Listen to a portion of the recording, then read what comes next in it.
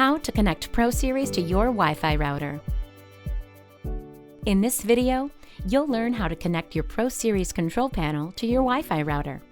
From the home screen, select Menu at the bottom center area. Scroll until you see Settings. Select Wi-Fi. Enter your code.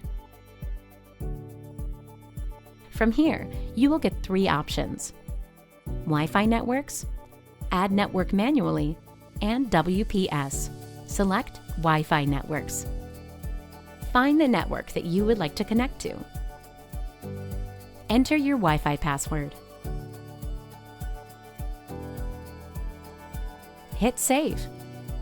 If you want to view the password, you can hit Show, or hit Connect and prompt it to connect to the router. You'll get a message that it's connected to the router, and you'll see your connected networks and other available networks on the home screen. That's all there is to it.